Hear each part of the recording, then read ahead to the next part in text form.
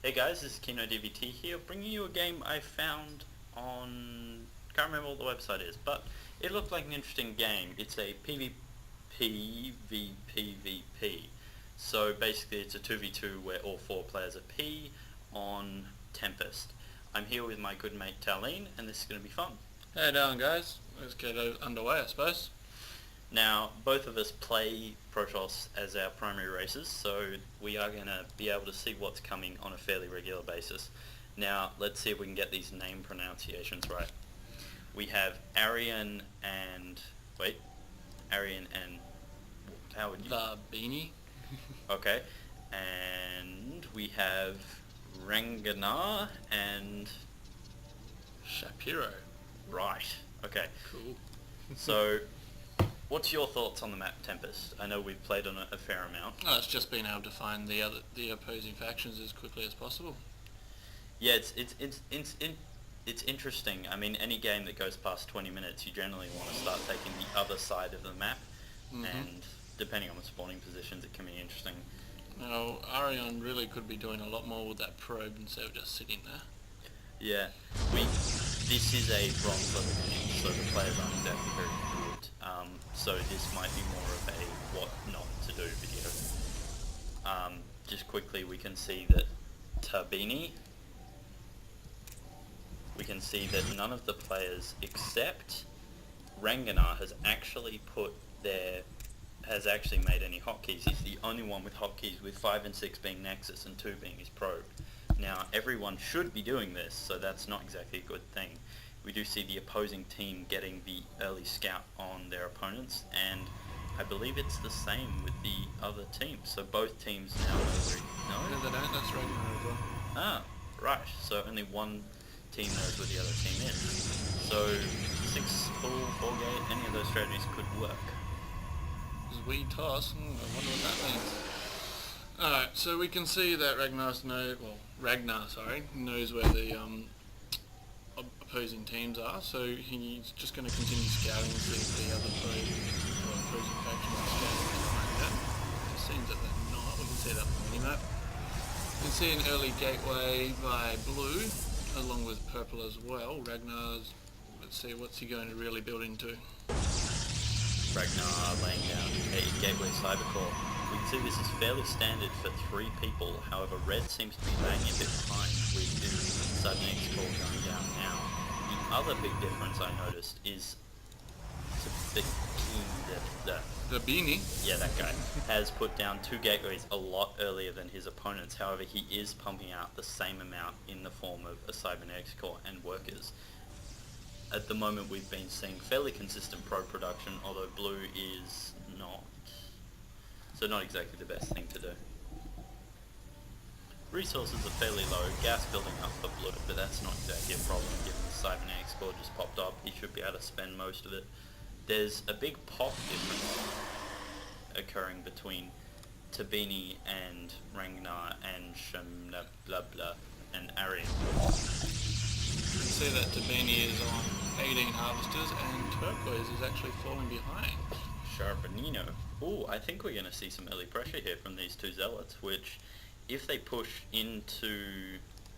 to Shapiro, yeah, that he's going to be able to do a fair bit. He's only got the 1 zealot out the front. Now he's got 2, okay. 2 zealots, 3 zealots on the defending front. I think they're just going to head out and take the zoning watchtower, which is a really good thing if you're watching your... Watching your mini-map, like always. I always have a go at Kian about that. We always need to be watching our mini-maps, don't we? Yes. Definitely. It's the biggest area in which I feel I could improve. We do see a 4 gate going down for Ranganar, a 2 gate, a 5 gate. That's not possible. Not really. I'm just saying. And this guy seems to have gone 5 gate Twilight Council.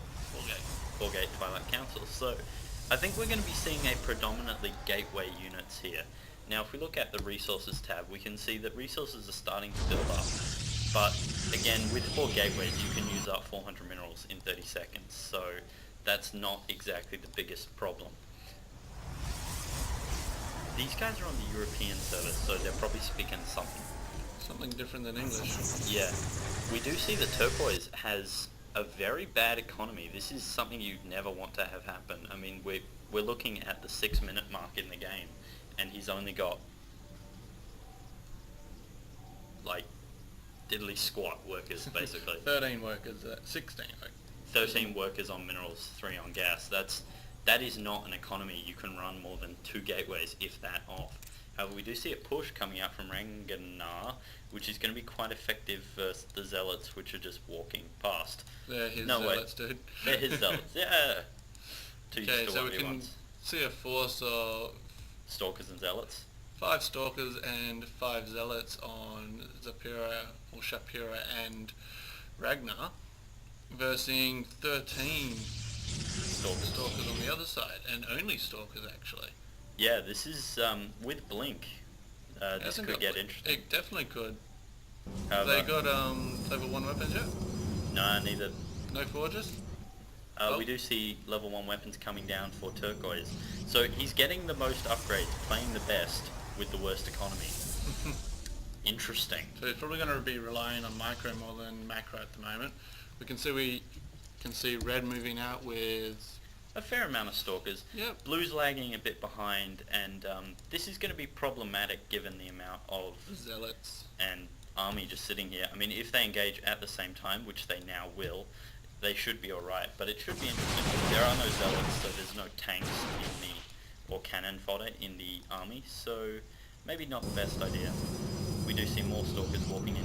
No players have gone for an expansion yet. The golden moment for an expansion, if you want to do 2 bases between 6 and 8 minutes. 6 and 8, yeah. So, given that that hasn't happened, I don't think we're going to see a very heavy macro game. Red's really starting to become oversaturated now as well in their main base. That's not... They're starting. Yeah, they are. Blue is lagging a bit behind Pro Productions. You should have about 3 lines of... Well, we can see that Ragnar's got a... what has he got inside their base? He's got an observer in their base, so he can see what's going on. No idea. Something about DTs. How do you know? It says DTS. Ah, yeah. Nothing changes like that. Fair enough. Dark okay, yeah, you got me there. I suggest a few Immortals would probably annihilate this army. 3 Immortals start to rip through Stalkers in rapid succession. It definitely would. And we're really just going through and seeing where we're actually going now. We can see that an Immortal is coming through from Ragnar, and he's also getting Hallucination. Which could be quite interesting. I mean, everyone knows about the recent game where Idra raged out because of, I think it was 5 Void Rays were walked in on his army of roaches, and he just GG'd right then, even though they weren't dealing any damage. We do see a Dark Templar flying coming up soon, so that's going to make their life very, very difficult if they don't have a bunch of observers running around. But it was already spotted by Ragnar as well, so that's good by him. Army sizes, we can see that red is starting to swell up quite a large army. It's going to make their life kind of difficult if they push out now. The army sizes are about the same. 1 or 2 DTs could make that massive difference. Definitely.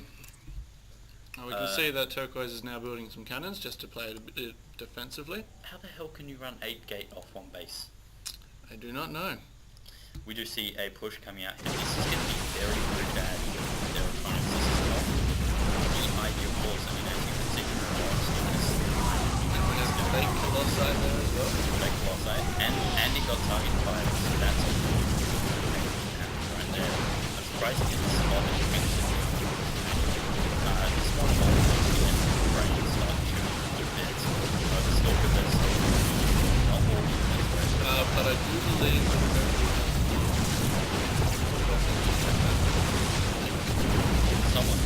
someone has one weapon. You know that. As we can see, despite the they need to regroup and build up. But it's decided to do that early enough, and I think this push might even end the game. With that being said, it looks that way with a lot of Fs. Okay. They don't have Blink. They really need to push in now. This is their Goldilocks moment. This is the moment what have we where got they here? could We got win. Zealots. 5 really Zealots. bad placement with the Zealots there, though. Yeah, very bad. And there goes 3 of his Oh, he's got a nice check right there, but he's not going to be able to do enough. He needs to ally if he's going Ponto. I don't even think any DTs will ever walk. No, they weren't needed. That's the thing. The probe! The probe! The valiant probe! I think they really were worried about the DTs. We've got some more units coming through now. This is over. I mean, there just wasn't else Very bad micro placement in the middle of the map at the beginning. Also, just to be honest, this is bronze 2v2 EU, so I don't think it's going to be used, but if I see that,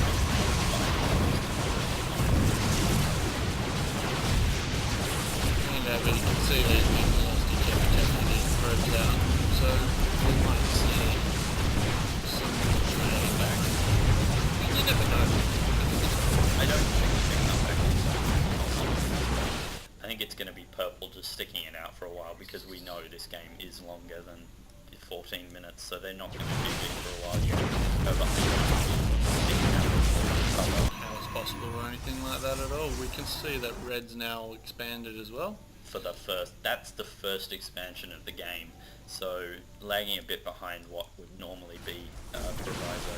I'm just going to swap to blue view just to see. He's noticed the probe now. He should be doing something about this probe. Oh, he's lost the stalker there. Yeah, level 2 upgraded to charge. He's noticing the probe now. But cannon fodder should come out. Yeah, that's a nice one there. I mean, it's not ideal, but it's doing pretty well. He's attempting to do the whole position micro without actually the whole position, so he's probably doing attack. Oh, very nicely timed, man. Yeah, that immortal. Again, you need a lot of immortals to start with stalkers. Okay, so we can see that blue's just lost their army, but red's about to come in. I don't think they're going to be able to. Well, he's got 3 stalkers at the top there. There's a flank.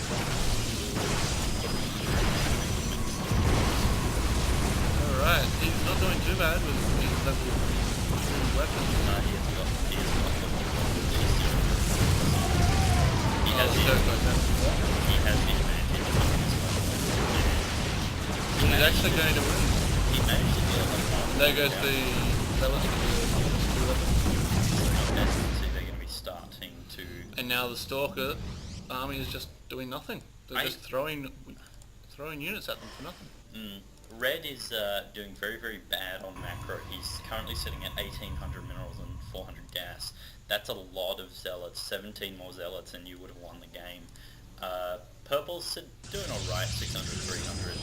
Cyan, to be honest, is doing the best, however his economy is the worst. So that's not really something to be proud of. But we're still continuing with the Stalker build, and I'm not sure that's the right path to go through now. We can see that they're defending with Immortals, so the choice would be to then go air, since Immortals can't hit air. Or maybe even some Colossi with a Zealot shield. Yeah, maybe in that sense. But this is not very good play. I mean... It is not the right choice of units, that is for sure. Five Immortals this army dies. Definitely. 5 Immortals with level 1 weapons. It only takes 3 Immortals to one-shot Stalkers. But even with that being said, I wouldn't myself go down the Immortal path. I can see that Zealots with Charge is really stuffing that army up itself. So I'll be using Zealots with Sentries. Just lock them down. Not even chucking a few Immortals in here and well, there. The other guy's got the Immortals, so there's no real point. As you can see, they've both gone with Immortals. Maybe too much commitment into it, but they can see that the opposing factions are just going with Stalkers. Sorry, Stalkers. Those Immortals will give them a massive advantage if all they produce is Stalkers. However, at a higher tier of play, if they then fast tech switched into air or something of the like, they could be in big trouble. Definitely. But these 4 Immortals at the moment is going to be a massive advantage, especially Cyan's Immortals, given that they have level 2 weapons. They're going to be dealing 60 damage to these Stalkers, which means 3 hits and they're dead. Yeah, three hits, you're down. That's not particularly good. For these charge lots, this army is even though this army is of a superior size, this army will tear it to bits. These zealots are just melting them, and they're forcing them to fire on the zealots, which is giving you the bonus damage from these stalkers, because stalkers deal bonus damage versus each other with the armored. These 2 DTs are We do have an... Oh no, that's Ragnar's observer, so they're going to be untouched. They don't even have Rotect. They don't even have Robotech. Right now, although, one of the big problems is no one is producing anything. Production is happening. This fight Purple is going round to the right, they're coming back to the front. This fight is just not going well. I mean, you can see the 2 DTs in here in this rapid phase. You've got minus levels pushing everything back, and we should really be going back. Immortal 7 kills, 4, 5, and so he lost hardly any units in that encounter. DT's 3 and 1, so you can see that was massive difference that won that game / fight. So really not a good thing that happened for Blue.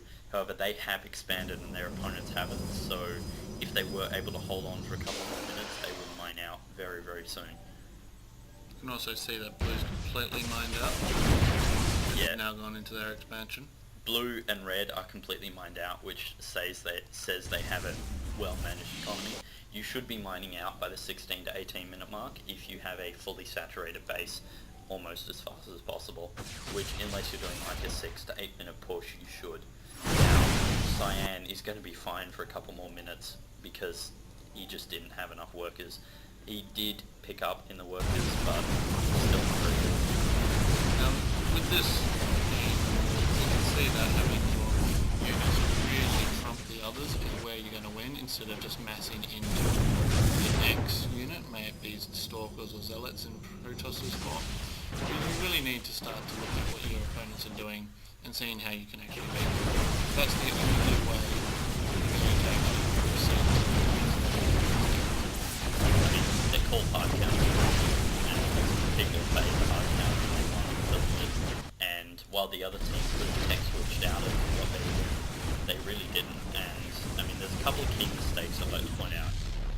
You cannot do 8 gate off one base. It's just not possible. Nope. You cannot do 5 gate off one base. It's just not possible. If you are walking in unit every single time you can barely sustain 4 gate. You can sustain 4 gate every time. That's bullshit. I mean, you cannot tech, you cannot do anything. And 8 gate, just not possible. It's purely because it's just not managed. And you can see here a little bit more. Both these players, while 4 gate and 1 robo is not sustainable, he went 2 gate. You can do 2 gate robo and you can be just fine. But again, these players are so they're not very good. I would hope that they would be able to watch this replay in close and see what they're doing wrong, because that's the real way you improve, by watching replays to see what happened. We can see remote mining going on right now because he doesn't even have enough minerals to get an expansion, so Blue is in big trouble. I also want to note that with Ragnar, even though he's got 4 gateway and 1 robate, that does give him the option to ever actually switch into tech or switch into different units, so I think that might actually be a very good play. I mean, we observed him going from 4 gate and then placing down robo because of the DB.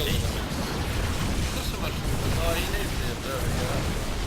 So that's a good way to do things. I mean, if we had planned for 2 gate initially, and if he had planned for robo, he would then do 2 gate robo per base. Anyway, this is Keno DVT signing off. Hopefully you learned something. Alright, enjoy the day, guys.